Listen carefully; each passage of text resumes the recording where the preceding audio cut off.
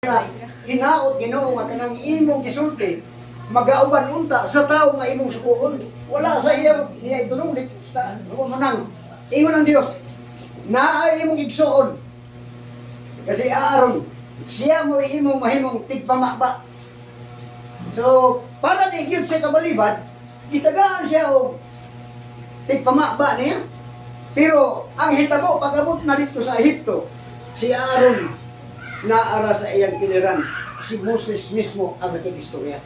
Na naman, tungkol kay ang Diyos ang imon, magkauban ako sa iyong baba. Tutuluan ko kung sa iyong sulto. So, why imposible sa Ginoo bisan nun sa paayang tanawa ang babag kundi tanaw mo ang Dios nga damhanan ug sugton na yan sugo kayo ay butang ang imposible. Bisan unsa pa kay babag kuhaon niya ang mga babag. Sa Dios why imposible. So, sa panahon ni Moses, ang sugo sa Dios wala gyud mapakyas. Iyang gisunod ug ang Dios nagsaad nga ako magauban kini. Giubanan si Moses sa tanang panahon niya hangtod nga ang Israel nakaabot sa yuta sa taas. Okay. Ari kita kang Elias. Si Elias walay record nga may gitanaw nga baba. Kundi siya ingon nga propeta nagtuo ug nagsalig sa Dios. Sa panahon sa paghari ni Agab, siya ipangita. Kaya namatay naman kung iya magkauban, pero ano na lalilin. So, gainan siya sa Diyos nga tumago ka dito sa sapa, sa tsiret. Agto ka dito magtago.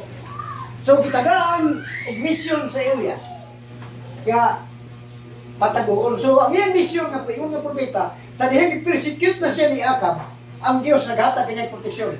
Gipatago siya sa tsiret. Nga naman, niyadtong panahon na, tulo ka tuig ug tunga, uway ulan. Grabe ka init ug tanan mga sapa nangamadaan. Pero katong sapa sa tsiret naapay tubig. Kunang dito siya nipadto sa Ginoo para matago gikan kang Agab. So naapay sapa. Kunya ang iyang panginahanglan, unang gisugo sa Dios manulundag. Sa panahon nga si Elias gigutom na. Nitungha manulod na. Gipukaw siya na Elias. Taas pang imong panaw, kumaon ka. Sa iba ba mo kung sa gidaw sa manulod na? Sumala sa Biblia, usa ka cake nga ganang gitawag sa hatod ni oven. Sato niya gikan sa langit. Lami gyud. Unya ang giparis pa gyud ham. Ito sa ng ham paasa either sa baboy o sa bata. Paglabay sa mga adlaw, dili na manulunda. Ang manulunda, nag-representar ni siya sa milagro. Nag-representar ni siya sa milagro. Ikaduha ang langgam. Ang langgam, nag-representar ni kang bisan kinsa, makaaway ni mong higala, maparinti mo sa dili. Gamiton sa Ginoo para tagpo ang inyong kinahanglan. Ikaduha ang isugo sa Diyos, ang langgam. Ang langgam, sa English ito, ang raven. Ang word ni raven, mananagit. Ravenous bird, mananagit na. Sa Bisaya, butang dito nga, uwak. Ang uwak, usa ka klase sa langgam nga mananagit, nga kagulan. Muna nga ang tingog sa uwak, wala. Kung bisa ka talad na, uwa lang yapon. Gisugo, hinduman ta, mananagit niya, hagulan nga langgam. Pero ang karne nga iyang gitangan, gihatog yun niya dito kong Elias. Para si Elias magtago. So wala yung posibilidad sa Diyos. Mahimong siya magsugo kung bisan kay pinsan. Bisan sa manana. Bisan sa inyong grupa. Dito sa Mandag, dito ko makulog, sila rin nagilim. Kanya, ang among silingan ito maista, manlulutos nga lang yung yawa. Maista to.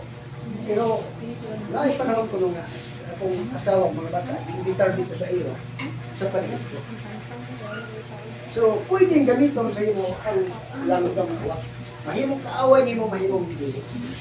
Kaysa Diyos lagi wa pa. At tumatayin ang bata ito, mga upat. Upat na to sila. Mga upat din. Upat na rin sila. Si Marie Chris ang gamay ito.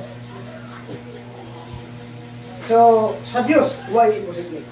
Ikatulong nga gigamit sa Dios at matagpong lang na Elias ang babaeng balo. Ang babaeng balo nagrepresentar ni sa iglesia, sa church. apil ka mo. Itawag og babaeng balo. O matod pa sa babaeng balo. Kaya usara ni kalutuan. Lutuon ako ni usa akong anak pagkahuman ni mga matay na kami. Kaya wala may ulan na gito, may tinggutuman.